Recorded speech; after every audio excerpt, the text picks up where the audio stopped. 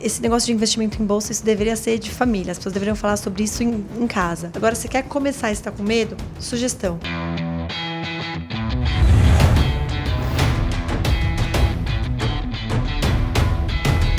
Hello, ladies and gentlemen! Damos início a mais um Coencast. Eu sou Rodrigo Coen. Eu sou Heloísa Cruz. Elo, obrigado pela presença. Grande prazer. É uma honra estar aqui. Obrigada pelo convite. Grande prazer tê-la conosco aqui. Vamos falar sobre investimentos, não só de day trade no curtinho prazo, vamos falar de investimento de longo prazo. Vou mostrar uma especialista no que faz, uma que consegue resultados assim admiradores, não só por mim, mas pelo mercado. Então, aproveita agora para deixar o seu like, comenta embaixo pra gente e fica que vai valer a pena. Elo, obrigado pela presença mais uma vez. Queria que você se apresentasse pra gente, pro público meu. Como é que você... quem é você? Quem é Elo? Bom, eu sou Heloísa Cruz. Eu sou engenheira química de formação. 2 engenheiros, tá vendo? E a minha expectativa, eu entrei na engenharia química porque eu queria trabalhar num laboratório bem branquinho, cheio de tubos de ensaio. Mas quando eu estava para me formar, eu decidi que eu não queria trabalhar numa fábrica fora de São Paulo, enfim, eu queria casar. E aí eu fui trabalhar numa consultoria de estratégia, que são essas empresas que elas ajudam o top management, né, a direção das empresas a tomarem decisões melhores. Quando eu comecei a ganhar dinheiro, bônus, essas coisas, eu comecei a investir e eu gostava muito mais de investir do que do meu trabalho. Então, eu trabalhava 12, 14 horas por dia, mas o meu dia feliz começava às 10h30, 11 da noite, que era quando eu podia olhar meus investimentos. Então, eu nunca tinha oportunidade de olhar investimento durante o dia, sempre foi à noite e eu tomava decisão e na hora do almoço eu botava lá alguma ordem. Calma, Elo, quando foi isso? Isso foi 2006, mais ou menos. 2006. E você tomava suas decisões baseadas em quê? Alguma dica de um amigo. Eu tinha um amigo que olhava gráfico para mim, então eu falava assim, olha, me falaram que essa empresa era muito legal. Por exemplo, eu comprei GP Investimentos depois que eu encontrei o CEO no avião, voltando de um voo do Rio de Janeiro. E aí eu olhei e eu falei assim, não, dá para ser melhor. Eu comecei a pesquisar sobre as empresas que eu tinha, o que era bom, o que não era bom. E aí eu falei, não, eu quero mudar de área, né? Eu tinha 27 anos, eu quero mudar de área. E aí eu lembro que na consultoria tinha uma lenda que era impossível você conseguir se livrar da consultoria. Eu falei, então eu vou começar a tentar agora, porque daqui a um ano eu consigo. E aí, enfim, em uma semana eu pedi demissão. Do dia que eu escrevi meu currículo até o dia que eu pedi demissão, deu uma semana. E aí eu consegui um emprego. Eu lembro que na entrevista perguntaram... Só que era 2007, né? Então, assim, qualquer pessoa que quisesse virar analista de investimentos conseguia. Eu lembro que perguntaram assim, mas você quer ser buy side ou sell side? E aí eu olhei assim bem para a pessoa e falei, qual que é a diferença? Mas, enfim, eu fui sell side no meu primeiro ano, depois eu virei buy side, eu fui para o JP Morgan fazer buy side. E aí eu queria alguma coisa mais independente. Eu lembro que eu queria fazer alguma coisa mais assim, trabalhar numa asset pequena e partnership, enfim. E aí eu fui para uma asset pequena e que não deu certo, aí eu voltei para o Itaú. Aí, no final, eu acabei numa asset pequena de novo. E eu virei e falei assim, não, eu já sei, não é bem isso que eu quero. Mas aí eu queria engravidar. Enfim, aí eu engravidei. Eu fiquei pensando como é que eu decido a minha vida a partir de agora. Eu resolvi parar e ficar em função do meu bebê. E aí, já que eu parei, conversamos eu e o marido. Falamos, vamos logo ter um monte de filho. Eu fico parada em casa, curtindo, cuidando. E aí foi isso. Aí eu estava em casa, curtindo e cuidando, né? Eu nesse tempo eu tirei CFA, eu tenho CNPI, assim, eu tenho toda a certidão que mandava o figurino. E aí eu falei assim, tô querendo trocar mais ideia. Só que como eu estava trabalhando muito menos e com muito menos informação, eu não quis ir para os meus amigos do mercado. Eu falei, vou lidar com pessoa física, vou achar uns caras bons, que nem eu, assim, tipo, que estão cuidando do próprio dinheiro e vai dar tudo certo. E aí eu comecei a trocar ideia no Twitter. E aí começaram a pedir para eu dar curso. Eu falei, não, curso não é para mim, eu não sirvo para isso, eu não tenho didática, não quero ler esse aquele livro, vai dar tudo certo. Aí dava, 2 meses, as pessoas voltavam, não dá para ler o livro. Aí eu falei assim, tá bom, então eu vou fazer um curso, vocês aprendem e acabou. E foi isso, aí eu entrei nesse mundo, aí eu estou dando curso, me falaram que eu sou super didática, não sei, mas o pessoal gosta. Eu tenho um aluno que está indo fazer o curso pela terceira vez esse ano. Ele ganhou 200% no passado na carteira dele. Acho que ele faz só pela alegria de ir. Mas, e aí, assim, eu estou nisso agora. Eu tenho um curso de análise fundamentalista e evaluation, né, que é a conta, eu explico depois, mas é a conta que você faz para entender quanto vale uma ação e comparar com o preço de mercado. E agora eu tenho esse curso mais básico, que é para ensinar realmente o cara que não sabe como é que funciona um mercado, como é que funciona esse mundo. E aí eu estou fazendo isso agora. Elô, vamos voltar um pouquinho atrás, que eu não queria te cortar, porque a história é muito bonita. Mas deixa eu perguntar, sobre a sua história, que eu acho legal as pessoas entenderem um pouco. Você hoje tem um clube. Eu tenho um clube. Como é que começou? O que é um clube? Explica um pouquinho sobre o que é um clube para as pessoas e como é que você começou ele, como é que ele anda hoje em dia. Tá. Um clube é um veículo, é como se fosse um fundo, só que é um veículo mais simples e, consequentemente, mais barato. Então, pensa um fundo de investimentos, funciona do mesmo jeito. Você tem os cotistas, tem algumas regras que tem o clube que são diferentes de fundo, mas, conceitualmente, ele foi feito para grupos de amigos investirem juntos e aí, teoricamente, eles discutiriam os investimentos. E desde que eu estava lá trabalhando, eu sempre investi meu dinheiro e eu falei, o dia que eu tiver um filho, eu monto um clube. Por quê? Porque você precisa ter 3 cotistas, né? Como ninguém pode ter mais do que 40% do patrimônio total, você precisa ter 3. Então, no caso, eu, meu marido e meu filho. Hoje eu tenho mais filhos. Mas aí o que aconteceu? E aí eu virei e eu montei. Então, o clube é isso. Ele é regulado, então... De vocês 3. Não, aí acabou agregamos gente. Amigos, família. Aí agora, assim, a minha expectativa é que até o segundo semestre isso vire um fundo mesmo, aberto. Porque muita gente fala sobre isso, né? De você. Quando é que a Elô vai abrir o fundo? Quando é que a Elô vai abrir um fundo? Eu dei muita sorte nesses últimos 3, 4 anos. Então, a rentabilidade da carteira desde 2016 é muito boa.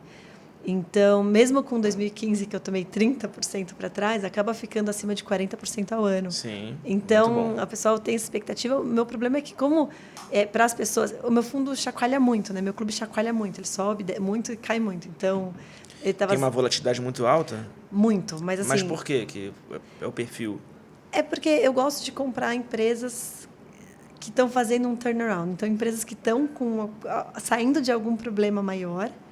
E aí eu monto a minha posição, entendo se elas vão realmente sair, e aí eu monto uma posição. Só que essas empresas, assim, é muito mais difícil de avaliar. Até saírem, pode, no meio do caminho... Não, até saírem pode acontecer alguma coisa, mas tem coisa assim, por exemplo, a JSL. A JSL, nos últimos 15 meses, em algum momento entre o low e o high, multiplicou por 9 em 15 meses. Então, mesmo... Aí, qualquer correçãozinha no mercado, tem muita gente que tem um preço médio muito baixo. E aí as pessoas, elas olham muito mais para o preço de aquisição da ação do que para o valor. Então, elas vendem baseado no fato de que já andou muito mais do que olhar e falar assim, não, olha, essa é uma ação que tem potencial de dobrar. É muito melhor você sair de uma ação que tem no máximo 20% para ganhar. Mas as pessoas fazem isso, assim, tem toda uma psicologia, né, que estuda isso, então, assim, elas são muito emocionalmente ligadas a isso. Sim. E são bipolares, né? Você vê agora esse tempo de coronavírus, que ou o mercado tipo sobe 2 ou cai 2. Não tem mercado 0 a 0. Não. E ela, deixa eu perguntar, para você poder abrir o clube, o fundo, você precisa ter um patrimônio mínimo.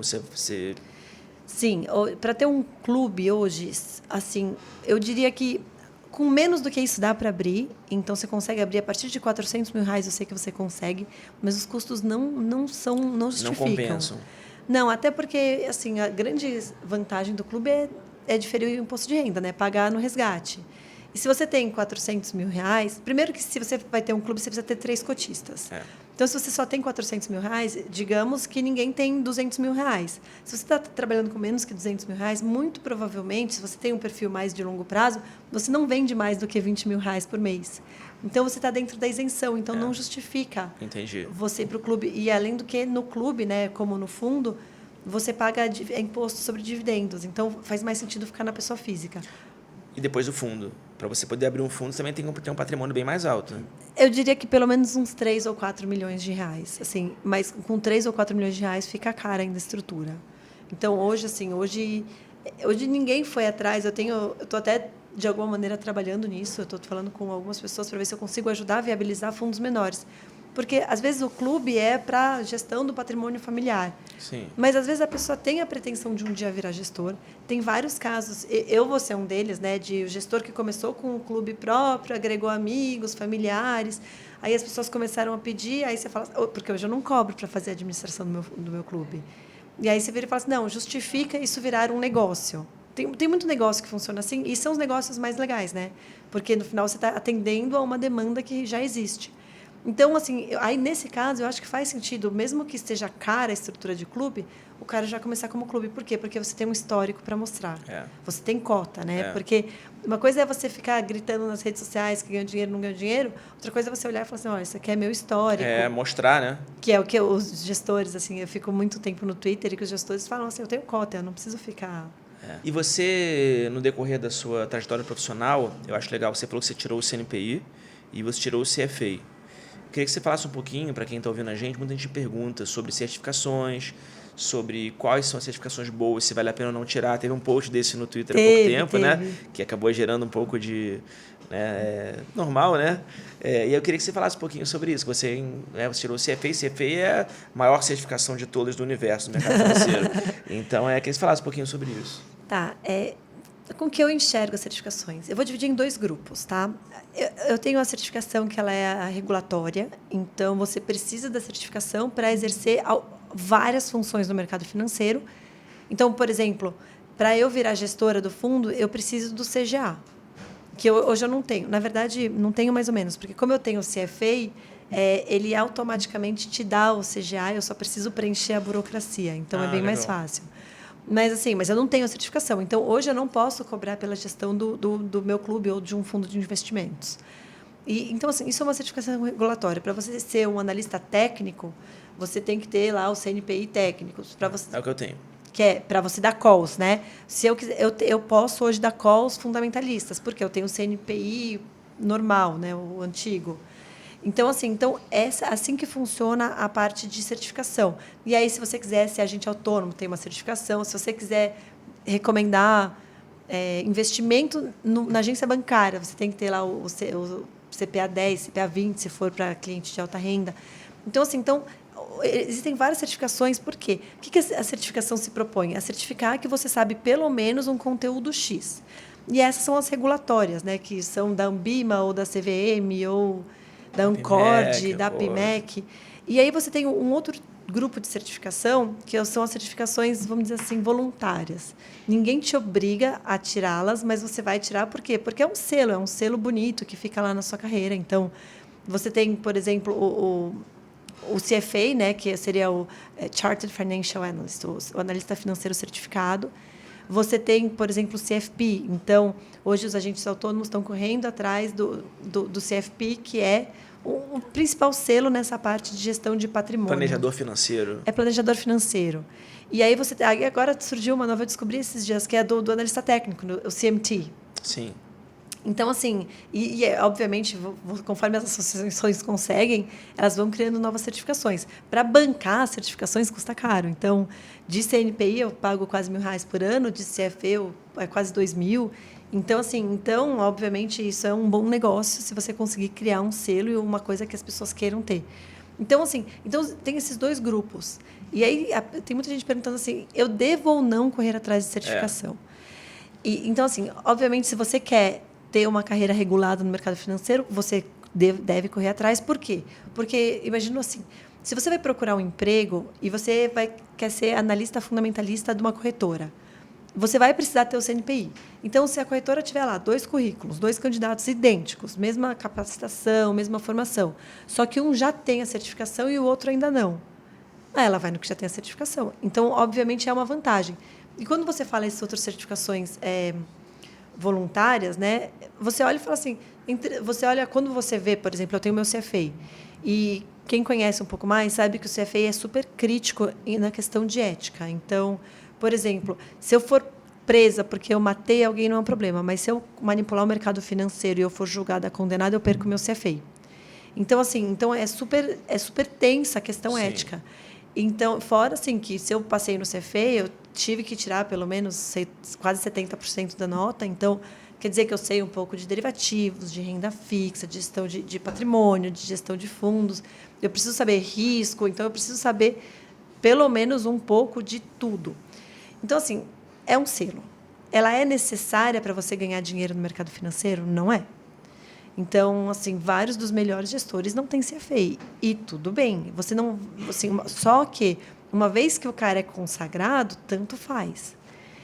Só que até o cara chegar lá, a vida do cara que teve a certificação é muito mais fácil. Concordo. Então, a pergunta é, eu devo tirar? Se você quer uma carreira muito específica no mercado financeiro, corre atrás da certificação.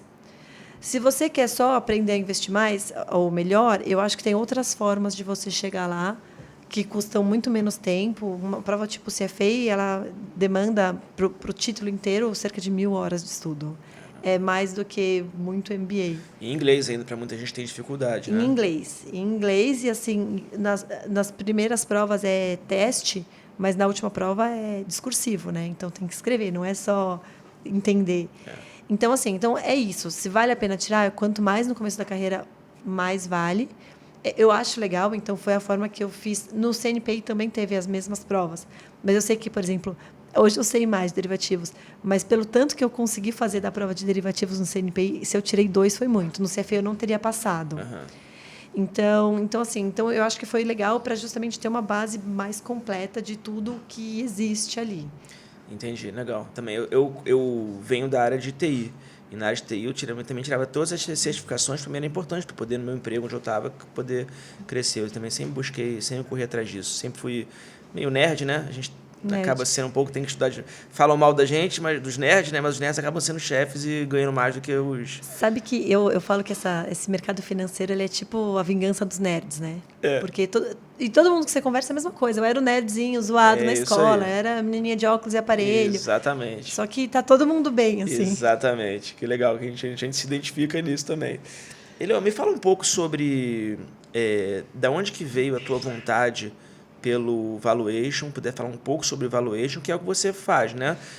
Como é que é isso e como é que a pessoa pode dar os primeiros passos? Deixa eu tentar entender como foi que eu parei aqui. Assim, para mim, o valuation hoje é tão natural e é tão óbvio que eu acho que ele nasceu comigo, não sei. Mas para que você faz o valuation?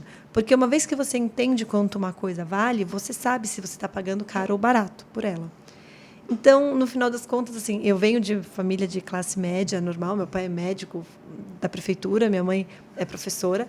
E, assim, quando eu olhava, eu virava e falava... E eu sempre falei assim, um dia eu vou ser rica. Mas eu guardava dinheiro, eu guardava a mesada. Sei lá, eu ganhava o equivalente a R$100 por mês, pequenininha, e eu guardava porque um dia ia crescer e ia virar dinheiro. E aí, quando eu entrei no mercado financeiro, eu comecei a investir, eu comecei a analisar empresas. Então, como eu vinha de consultoria de estratégia, eu já tinha na minha bagagem análise de empresas. Assim, tanto que hoje eu consigo fazer algumas coisas que muitos pares meus não conseguem por causa dessa bagagem anterior. Entendi. Eu falo assim, que eu acho que valeu a pena muito ter vindo não direto do mercado financeiro. Exceto porque eu não estava no mercado em 2006 e 2007, que era como todo mundo estava ganhando muito dinheiro. Mas faz parte. Já teve agora de 2019. Não, é agora... Mas em 2019 eu ganhei só na rentabilidade, né? Não tem, naquela época era bônus, eu era novinha. Mas, enfim. Então, assim, tudo isso para falar o quê? Eu sempre comparei muito preço com valor. E aí, quando você começa a estudar, isso vira cada vez mais óbvio. Então, eu sou engenheira, então eu gosto da modelagem, eu gosto da planilhagem, eu gosto dos números. E aí, o valuation, assim, o Damodaran fala isso muito claro, assim, quando você está analisando uma empresa, tem duas partes. Tem uma parte que é a história, né, a historinha da empresa. Essa empresa faz isso, faz aquilo, desse jeito, é o maior, é o segundo maior, o mais rentável. E você tem o número. E o valuation é a ponte que liga a história ao número. Então, é a forma como eu melhor entendo não só a empresa, né, porque as pessoas falam muito em comprar boas empresas. E entre comprar boas empresas e comprar no preço certo, eu vou muito mais para o preço certo. Claro. Então, assim, o valuation, no final das contas, é isso, que me permite olhar os números e a história e tirar conclusões que são decisões de investimento. Hoje, a maior parte do meu público foca muito no curto prazo. E aí, o que eu busco cada vez mais trazer para botar na cabeça dos meus seguidores é o seguinte: trade, para mim, é uma coisa diferente de day trade. Ou viver de trade é diferente de viver de day trade. Viver de day trade na minha opinião, é possível, mas é muito difícil e é para muito poucos. E viver de trade também é difícil, mas é uma coisa que é muito mais possível. E talvez você não precise viver de trade. Você pode trabalhar, ter o seu emprego, mas ter a sua renda extra com os trades que você faz, seja de curto prazo ou seja de longo prazo. Para mim, até o buy and hold é um trade que você fez. Você comprou uma coisa e ficou. É um trade. Já fiz um trade que, cara, vai durar 5 anos, mas é um trade. Né? Trade talvez não seja só com ações. Trade é um trade. Ah, fiz um trade lá que eu comprei, uma caneca aqui mais barata que a outra, é um trade. Né? Então, beleza. E o que eu trago para o meu público é isso. Vamos não ficar bitolado no candle do minuto seguinte ou dos 5 minutos que está formando uma bandeira, você vai comprar aqui e talvez não seja uma bandeira, seja, na verdade, uma tendência de uma reversão para baixo, um exemplo. Então, eu não quero que a galera fique focada só nisso, quero que elas enxerguem um negócio maior. Vai ter a porção delas de day trade, mas também tem que ter a porção dela de um prazo maior. Seja uma semana, um mês, ou seja um ano ou mais. Para quem aceita isso que eu estou falando, que eu tenho certeza que muitos estão aceitando aqui, para quem aceita isso, quais são os primeiros passos que a pessoa pode dar para conseguir entender um pouquinho mais do que se trata esse universo totalmente novo para eles? Tá. Se você olhar e pensar o pessoal mais do day trade, day trade tem muita psicologia, né? Porque basicamente você está tentando antecipar o que o mercado vai fazer. Eu brinco que esse pessoal fala assim, Elô, você olha gráfico só no semanal. Que realmente eu tento olhar as grandes tendências, né? Eu não fico... Tem dia que... Hoje, por exemplo, eu só vi que estava subindo.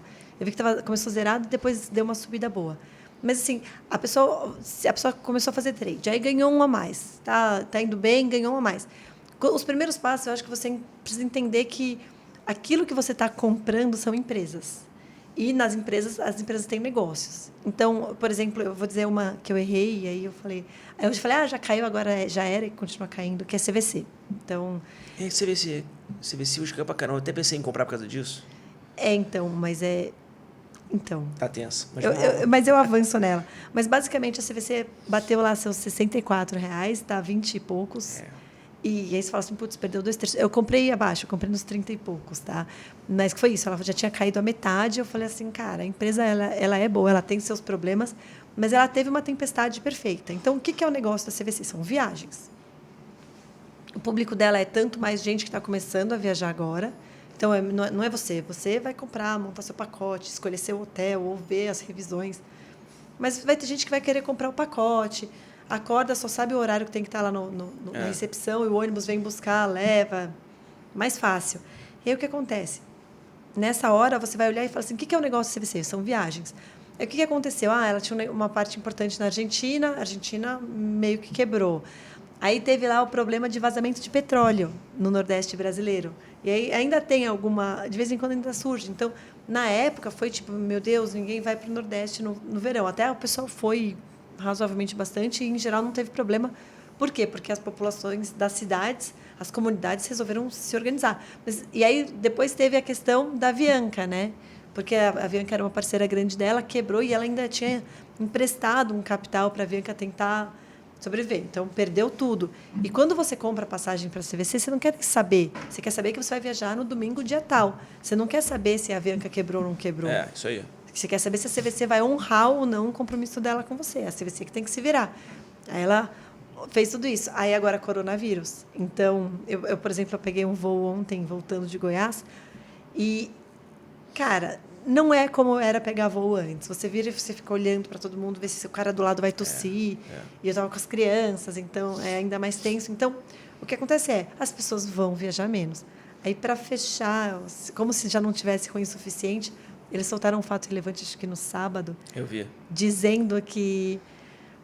Cara, que eles erraram na contabilidade em 250 milhões entre os anos de 2015 e 2019. 250 milhões pelo fechamento de ontem... Era mais ou menos 7% do valor de mercado da empresa. Aí, aí você vira e fala assim, só Deus sabe, né? Então, a gente chama isso de tempestade perfeita. Mas o conceito é esse. Então, o que é o negócio da CVC? O negócio da CVC é viagens. Então, o que afeta? A Avianca afeta, o petróleo afeta. Tem alguns negócios que são mais dependentes de tudo, né? Sim. Então, por exemplo, o avião. A Gol vai levantar aquele voo. Se aquele voo tiver 150 passageiros ou 2, ela levanta... Talvez 2 não, mas 20, ela levanta o voo do mesmo jeito. Só que quando ela levantou com 20, ela já sabia que ela ia tomar prejuízo naquele voo. Então, você entende o negócio, você olha e fala assim, então eu sei o que a minha empresa faz. Aí o segundo momento seria você entender quanto vale aquela empresa. Então, como é que você define quanto vale? Você olha e fala assim, você pode olhar e falar quais as expectativas de resultados futuros. Elô, mas aí não é um exercício de futurologia? Só que você não precisa definir o que você acha que é. Você vai traçar probabilidades. Olha, o cenário do Brasil cresceu o PIB 3% ao ano, é tanto. Se ficar flat, como foi nos últimos anos, a empresa vale tanto. Se a gente tiver um ano horroroso e o PIB cair 10% esse ano, mas recuperar, daqui a 3 anos chegar no mesmo ponto, vale tanto. Então, você consegue criar cenários, ou olhar e falar assim, quais são os ativos que a minha empresa tem? Se é uma empresa de fazenda, você olha e fala assim, não, quanto é que vale a mercado as fazendas dela? Então, você consegue olhar e falar quanto que vale a empresa. Aí você compra uma empresa que está precificada abaixo do que vale e carrega. Se a empresa for boa, ela vai constantemente colocar novos projetos que adicionam valor e a ação vai subir bastante. Renner é um bom exemplo. Se a empresa for ruim e fizer alguma besteira, isso destrói valor. Mas a médio e longo prazo, assim, a tendência é que se ganhe dinheiro. Óbvio, se você tiver uma carteira mais diversificada, né? Não, concordo. Isso pode mudar? Por exemplo, você faz um valuation agora da empresa e depois de 6 meses ou um ano você muda de opinião totalmente por causa dos resultados que ela mostra, por algum outro motivo? Acontece, claro. Porque muita gente fala de buy and hold. Minha pergunta é, o cara que é holder é o cara que vai ficar pro resto da vida, talvez. Não, esquece. Esse conceito só existe no Brasil. O buy and hold, assim, o conceitual é você compra e carrega enquanto faz sentido. Então, enquanto faz sentido, quanto é que um fundamentalista vende? Quando a diferença entre preço e valor é muito pequeno, ou quando você acha um outro ativo que tem muito mais potencial do que o ativo que você está trabalhando. Então, você vai vir e fala assim, não, entre esses dois, é melhor eu trocar. Ou quando alguma coisa mudou. Então, alguma coisa mudou, você já não confia mais. Eu vendi recentemente uma posição em Braskem. Por quê? Porque eu entendi que, que o problema de Maceió, eu achei que já estava 95% resolvido. E aí eu entendi que ainda vai ter alguma bagunça lá. Então, ainda tem algumas coisas que estão indefinidas e tem uma discussão que não foi julgada. Então, a discussão é a seguinte, a Braskem tem culpa ou não tem culpa? O Ministério Público diz que sim, a Braskem diz que não. Por via das dúvidas, num primeiro momento, vamos tirar as pessoas da área. Então, não está resolvido se tem culpa ou se não tem culpa. Então, assim, ainda tem alguma bagunça. Aí você vira e fala assim, tá barata a ação? Tá barata. Pode ser que eu mude de opinião e compre porque ficou excessivamente barata e eu estou disposta a carregar esse risco? Pode. Mas, assim, a empresa mudou, então é melhor sair. Porque muitas pessoas falam também, por exemplo, do Warren Buffett, que aquelas frases, que a gente não sabe se a metade realmente foi ele que falou ou não, mas que ele compra e ele não vende nunca. Mas aí, por exemplo, você olha, ele comprou a Kraft Foods lá, que é dos ketchups Heinz, e está perdendo os tubos porque, assim, entre uma das coisas, eles foram acusados lá de botar corante no ketchup para ficar mais vermelhinho. Então, assim, eu acho que você pode olhar e, em geral, isso faz sentido. Mas você olha, por exemplo, uma empresa tipo VEG negociando a 80 vezes os lucros. Agora já é menos, né? Porque ela teve um resultado muito bom. Passados. Eu tenho dificuldade de olhar e falar assim, dá para continuar ganhando dinheiro. A empresa sempre negociou num múltiplo considerado caro para outros tempos de, sei lá, 20 e poucas vezes. Aí dobrou o múltiplo. Justifica? Para algumas pessoas, sim. Para outras, não. E a graça do mercado é que o mercado não é eficiente. Então, se o mercado não é eficiente, as diferenças de opinião, elas atuam na formação de preço. Isso é legal. E aí você vai... Assim, o ideal é que você, enquanto investidor, esteja confiante naquilo. Por quê? Porque, diferente dos técnicos que vocês sempre têm stop loss, para a gente, todo o mais constante, a sua ação caiu, você gosta mais dela. Então, você tem mais vontade de comprar a mesma ação num preço menor. Desde que você entenda o negócio da empresa e saiba o que fez cair. Então, minha maior posição é a JSL. Ela foi de 36 para 27 e não mudou nada na empresa. Então, eu gosto mais. Entendi. E aí pode ter, por exemplo, sei lá, 3 pessoas fazendo um estudo da mesma empresa e chegarem a 3 com conclusões diferentes. Sim, claro. Então, acho que um exemplo que está bem na boca do povo hoje é a IRB. Uhum. Ela fez uma carta super completa e aí a empresa retrucou, eles rebateram com o meu... acho que deu umas 400 páginas no total. Eu ainda não consegui ler tudo, só dar aquela olhada. Mas, assim, eles não são os únicos que pensam assim, tá? Ninguém mais escreveu com todas essas letras, Mas, assim, os analistas da Esquadra estão entre os analistas mais sênior, mais competentes do Brasil. Então, assim, Por isso que deram credibilidade pro... Se eu tivesse posição, eu não tinha, e, assim, na verdade, eu nem nunca olhei profundamente o papel, mas se eu tivesse posição, eu teria se topado. Por quê? Porque o risco que um analista corre de fazer um negócio desse, de errar a análise, eles se expuseram demais. Mas não teve um conflito de interesse, pelo que falaram? Então, Ninguém sabe. no mercado todo mundo tem conflito de interesse. Entendi. Então, assim, a CVM sabe, a Bovespa sabe se eles têm um conflito de interesse ou não. No mercado, todo mundo tem conflito de interesse. Eu falo muito isso no meu curso básico. Ao invés de você achar que o fulano não tem conflito de interesse, você tem que olhar e falar assim, qual pode ser o conflito de interesse dele? Então, se eu estou falando bem de uma ação, é óbvio, se você comprar a minha ação, minha ação sobe. Então, eles estavam vendidos e, assim, aí, o que eu não sei, reza a lenda, é que eles tinham um monte de put, então, se furasse os R$31, mas isso eu não sei se é verdade ou se é lenda. Mas, independente disso, é assim, várias pessoas muito boas também estavam short e concordam com isso. E, realmente, se você for olhar, tem algumas questões. Assim, dizer que a empresa fraudou o balanço, não digo, não sei, não olhei, não sei dizer. Mas, assim, eu teria medo de entrar contra a Esquadra nessa posição. Por quê? Porque eles me fundamentaram muito bem. E, assim, é complicado. Porque quando você tem uma empresa que tem uma rentabilidade muito melhor do que todos os pares, na dúvida... porque o IRB sempre subia, né? Sempre era assim, subia, parecia entregava, uma renda fixa. reloginho. Impressionante, né? Eu gosto mais de empresas mais do mundo real, assim, que pelo menos eu sei. Eu vou lá na Randon, vejo o caminhão, eu vou lá na Springs e vejo se o lençol é fofinho. Sim. É que eu trabalhei no IRB como terceiro, não como terceirizado durante 1 ano e meio. E, sei lá, era empresa do governo, né? Então era sempre estatal, né? Então eu sempre achava meio estranho. Mas teve algumas outras questões que a pessoa pontuou, né? Então, o pessoal que vendeu, agora o pessoal está querendo sair do conselho. Eu não sei, assim, eu não posso dizer nada, porque assim, não é uma empresa que eu olhei. Sim. Mas o conjunto de coisas acontecendo me deixaria um pouco pé atrás, pelo menos. Vamos falar sobre o futuro? Vamos. Me fizeram uma pergunta uma vez que eu achei muito boa. Perguntaram o que eu achava sobre o futuro da análise técnica. Eu queria repassar essa pergunta para você. O que você acha, se você já parou para pensar, na sua opinião, qual é o futuro da Bolsa, dos investimentos, do valuation? Quem vai mais ganhar dinheiro com os investimentos em renda variável? É muito complicado. De tentar explicar, mas basicamente eu acho que tem como ganhar dinheiro de várias maneiras. Sim. Então, eu olho e falo assim, eu acho que quando você olha cada tipo de análise, então você fala assim, a análise quant vai ganhar da análise fundamentalista para sempre. Então, aí você tem o Jim Simons, que ele está ganhando um monte de dinheiro, muito mais do que qualquer outro fundo, mas porque ele tem uma coisa que é um black box e que ele não conta para ninguém e ele tem um limite de capacidade ali. Então, o que ele faz? Ele devolveu, acho que a maior parte do dinheiro e não recebe mais aporte. Por quê? Porque faz mais sentido ele operar com o dinheiro dele do que ficar maior. Faz mais sentido o cara viver de performance do que de taxa de administração. Mas eu não sei qual que é o futuro. Assim. O que eu olho e eu acho que é o seguinte, analisar empresas que vão continuar crescendo lucro, eu não acho que vai sair de moda. Eu também não acho que vai sair de moda, por exemplo, a análise técnica. O único risco é o cara que faz no olho vai estar competindo com um cara que está fazendo por computador. Então, no caso da análise técnica, você tem esse risco.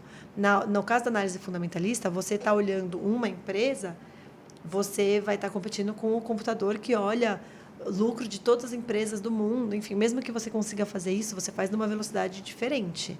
Então, por exemplo, chega uma safra de resultados, eu olho o resultado das minhas 30 empresas de outras 30.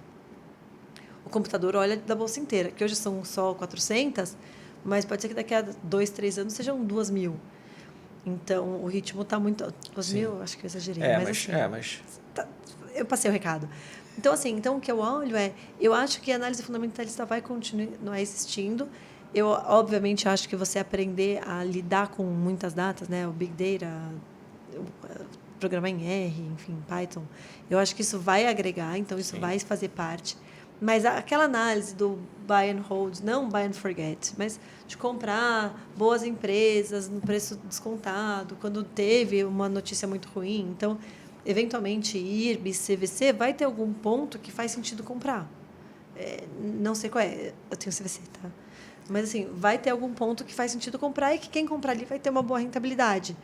E, eventualmente, pegar essa virada, talvez não seja tão tangível só via resultado, porque, às vezes, o resultado vai chegar ao longo do tempo, a empresa está fazendo algumas coisas. Então, quando você olha quem ganhou com o Magazine Luiza, comprou quando as coisas ainda estavam ruins. E isso você não vai conseguir. Essa sensibilidade, eu não sei se você consegue substituir. Então, eu imagino que vai dar para morrer fazendo isso. Muito bom. Você falou sobre vida longa fazendo isso. Hoje os seus ganhos, eles são frutos do rendimento do seu trabalho, né?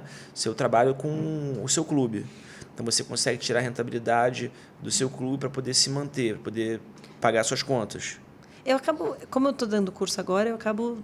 Então, e aí isso que eu queria fazer o link. Aí você consegue, você conseguiu... Mas eu conseguiria. Você conseguiria, tá? Então, não sei se você vai concordar ou não, mas isso, o que você faz, por mais que seja uma coisa para longo prazo, um valuation, você se baseia no valuation, né, no valor, né, das empresas, que tudo que a gente falou até agora, para poder prever para o prazo maior, elas vão se valorizando, seus estudos estão certos, você consegue ganhar dinheiro, mas você teve que comprar as ações. Então, isso é um trade, de certa forma, né, para mim. Então, isso, de certa forma, também é você poder viver do seu trade. Não do day trade, mas do trade que você faz. E aí você percebeu que, nesse meio caminho, você percebeu que você tinha uma habilidade não só para ter resultados bons, mas também para poder passar esse conhecimento para outras pessoas. Aí, se pudesse falar um pouquinho, como é que foi a sua ideia de montar o seu curso? Na verdade, a ideia não foi minha, né? Foram de outras pessoas que começaram a demandar. Mas, basicamente... E, por sinal, eu estou fazendo e é muito bom, eu não acabei ainda, porque é o próximo dali, já falei para ela. Agora eu continuo, depois eu dou o feedback final.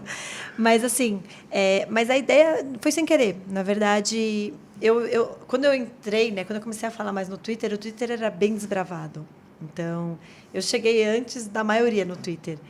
Então, o que aconteceu foi que, na época eu não me importava com isso. Hoje, tem umas frescuras, então eu dava call. Então eu falava, não dava call claramente, mas eu falava, olha, o resultado de tal empresa foi assim, foi assado. Repara que essa linha, então faz conta que eu estou falando de Movida. Então repara que o RAC subiu, o RAC é o aluguel diário de carro, subiu muito, mas o preço está caindo na média. Quando você olha, a capacidade utilizada está maior. Então eu abria resultado e descrevia. E para as pessoas que nunca tiveram no mercado, isso era uma forma totalmente nova de analisar a empresa. E meio mágica, assim, porque, no final das contas, eu dei muita sorte nesses últimos anos, então as minhas ações subiram muito. Sorte, então, as né? pessoas... Se você esquecer o componente sorte, não dava para ir tão bem. Mas aí, assim, as pessoas começaram a ficar impressionadas, porque realmente, assim, o que eu gosto de fazer é pegar ações muito depreciadas. Então, várias posições multiplicaram por 5, 6, 7 vezes na minha mão.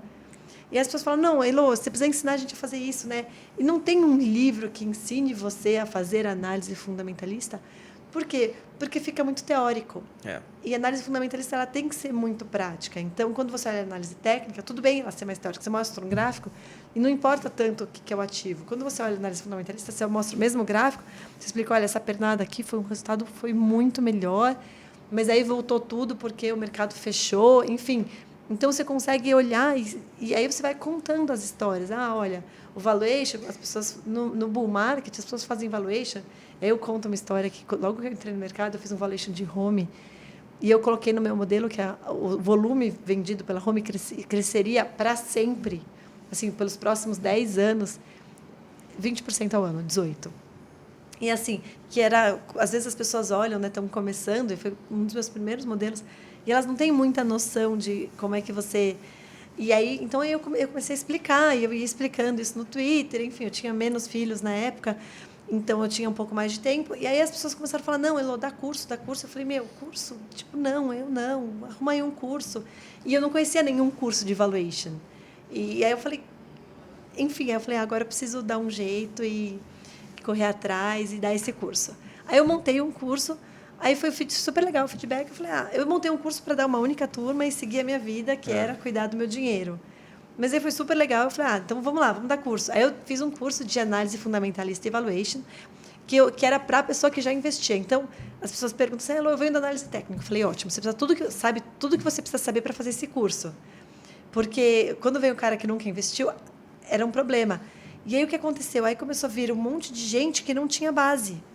Aí eu fiz um outro curso mais básico, porque as pessoas não sabiam a diferença entre long e short. E eu confesso que, assim, se você for comprar buy and hold, simplesmente compra boas empresas que o seu pessoa lá, seu guru, diz que estão na lista pré-selecionada e tal. E as pessoas não contratam, não assinam nem um research. Então, para mim, assim, as pessoas... Eu olho e eu vejo, assim, as pessoas, elas faziam tudo meio no escuro, assim. As pessoas... Outro dia alguém virou e falou assim, o fulano tem 30 milhões de reais numa determinada ação. Não, uns 10. Eu falei, nossa, né? Não, fulano muito rico, ele tem uns 300 milhões de patrimônio. Ótimo. Aí o fulano queria falar comigo, tal, sobre a ação, que eu tinha dado uma olhada. Aí eu falei assim, fulano, deixa eu falar, você sabe que essa empresa está cheia de dívida tributária. Não, a empresa não tem dívida. Eu falei, tem. Ele falou, eu olhei no balanço, não tem. Falei, então, olha no formulário de referência. O que é o formulário de referência? O cara tem 10 milhões de reais numa empresa e não sabe o que é o formulário de referência, que é a principal fonte de informação para um analista fundamentalista.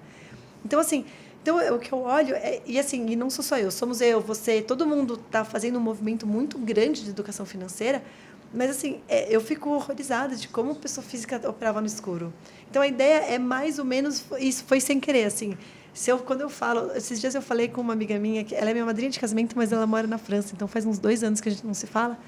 E eu falei com ela, acho que foi ontem, eu falei, eu vou estar dando aula em Recife, né? Ela me convidou para um negócio. Aí ela falou assim, você virou professora? E eu falei, gente, tipo, ninguém nunca imaginou. Caiu a ficha. Não, ninguém nunca imaginou que eu ia virar professora. Assim, todo mundo... Eu era, com certeza, aquela que não ia virar nem cantora, nem professora. Cantora, você deve imaginar por quê. Mas aí foi isso. Aí agora eu dou curso. Mas a ideia é que, assim, daria. Assim, assim, a minha rentabilidade é mais importante do que a renda de cursos. Sim, sim. Então, tanto que eu falo que as pessoas enchem o saco meu. Eu falo, uma hora eu vou parar de dar curso para parar de me encher o saco. E aí o que acontece é o seguinte, então, na hora que eu olho, eu falo assim, e eu acho que vale a pena. E você começar a investir quanto antes, para justamente alguma hora você ver o compounding, né? Os juros compostos trabalhando por você. Então, eu lembro que quando eu comecei a investir, assim, a gente investia pra caramba. A gente investia o maior dos 2 salários. E vivia super, tipo, pobrão, assim, sabe? Eu lembro de amigas falando, não, vamos no restaurante tal. Eu falei, restaurante tal não é para mim. Elô, mas eu sei que você pode pagar. Eu falei, eu posso, mas eu não devo. E aí, e o dinheiro crescia, e você ganhava lá 100, 200, 500 reais no mês, na rentabilidade inteira, e era, tipo, sofrível, e você estava passando um monte de vontade. Aí, depois de um tempo, começa a crescer, e você começa a ver crescendo, e você fala assim, não, faz sentido. Isso tem um pouco a ver com, não sei se você já ouviu essa analogia vem no livro O Milagre da Manhã, que ele falou, você comer uma coisa gostosa e uma coisa que não é tão boa, mas uma coisa que faz bem. A coisa gostosa que você está comendo, você vai ter o prazer no curto prazo. E a coisa que faz bem vai ter o prazer no longo prazo, que vai fazer bem para você. E eu acho que tem muito a ver também com você querer comprar gastar o dinheiro naquele momento que vai fazer bem para você no curto prazo, do que você economizar e comprar uma coisa que vai fazer bem para você no longo prazo. E, né, acho que a ideia do longo prazo é muito melhor, né? Não, é muito melhor. Assim, você vê que as pessoas elas se perderam, né? Na nossa geração, as pessoas que a gente convive no Twitter, todo mundo guarda o dinheiro. Mas as pessoas, sei lá, da igreja, da faculdade, tá todo mundo vivendo do salário 100%. Se perdeu o emprego de 20 mil reais, o cara vai correr atrás de qualquer emprego que pague 2, 3 mil reais para ajudar a pagar as contas, fechar os meses, até que consiga outro. É verdade. Elô, como é que as pessoas te seguem nas redes sociais? Podem olhar o teu curso para poder fazer?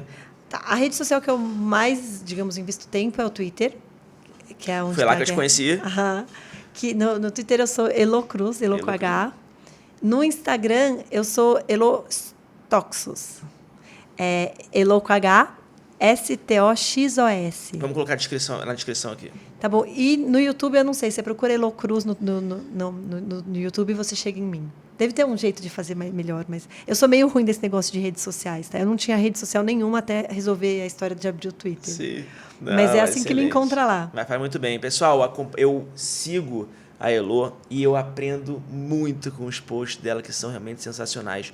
Elô, para encerrar com chave de ouro, Uma dica para quem não está conseguindo ganhar dinheiro agora na renda fixa, porque está lá embaixo os juros, e a pessoa tem um pouco de medo de entrar na bolsa, porque nunca investiu na bolsa. E qual é a dica que você dá para essa pessoa?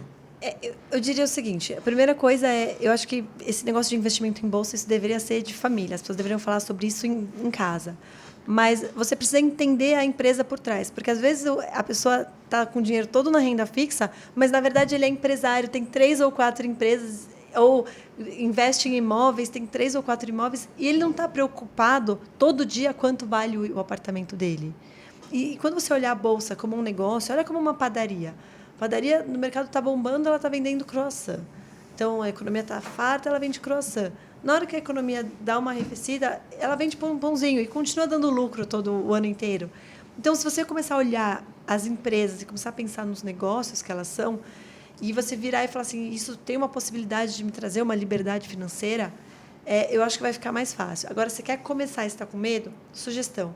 Pega uma parte pequena do seu dinheiro, mas começa. Porque você precisa começar para estar a história da pele em jogo, né? Do skin in the game. Tem outro jeito de traduzir isso, mas deixa quieto, que eu sou menina. Mas então, assim... Sei.